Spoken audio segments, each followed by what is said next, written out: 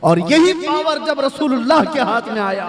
10,000 کا لشکر لے کر میرے آقا 20 رمضان کو مکہ میں داخل ہو رہے ہیں۔ اس وقت جنگ کرنے جیسی نوبت بھی نہیں تھی، کفار مکہ سب بھاگے بھاگے پھر رہے تھے، مقابلہ کرنے کی طاقت نہیں تھی، خاندان بکھرے ہوئے تھے، حضور کے سامنے کھڑے ہونے کی ہمت نہیں تھی، سب چھپ رہے تھے، اور نبی پاک صلی اللہ تعالیٰ علیہ وسلم کے صحابہ شاہانہ انداز میں حرم کعبہ میں داخل ہو رہے تھے، لبیک کی صدائیں گونج رہی تھی، حرم کعبہ کی سرزمین چومی جا رہی تھی، اور اللہ اکبر کی صداؤں سے مکہ گونج رہا تھا۔ اس وقت جانتے ہو 10,000 کا لشکر جب مکہ میں آیا ہو، ہیبت ایسی طاری تھی سب کے دلوں پر کہ لوگ دیواروں سے چپکے ہوئے کھڑے تھے، کوئی دروازوں کے اندر بند کھڑے تھے، لیکن میرے آقا صلی اللہ علیہ وسلم جب حرم کعبہ میں آئے، اذان دی گئی اور پھر مکہ والوں کو بلایا گیا، کہاں ہیں سارے لوگ؟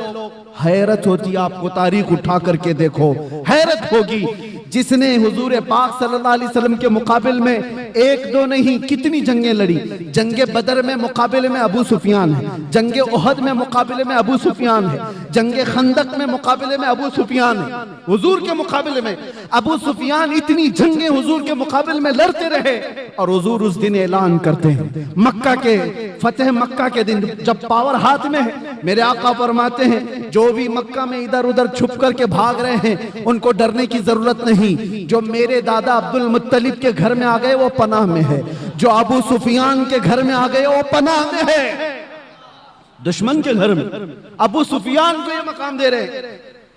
حضور فرماتے جو ابو سفیان کے گھر میں آ گئے وہ پناہ میں ہے، جو خانہ کعبہ کے ارد گرد آ گیا وہ پناہ میں ہے، اس سے جنگ نہیں کی جائے گی، اور جو تلوار اٹھایا حضور سے مقابلہ کرنا چاہا وہ قیدی بنا کر کے لائے گئے، پکڑ کر کے لائے گئے۔ فتح مکہ کا دن ہے، صحابہ تو صحابہ ہیں جو برسوں سے جنگوں کی زندگی دیکھ رہے ہیں حضور کے ساتھ، میرے عزیزوں ان کی قربانیاں کم نہیں ہیں۔ حضرت ابو ہریرہ سے پوچھو، حدیثیں بتاتی ہیں ایسی ایسی جنگوں میں صحابہ گئے، کہتے ہیں کہ پیروں پر کپڑے باندھنے پڑتے تھے، سارے ناخن اکھڑ گئے تھے،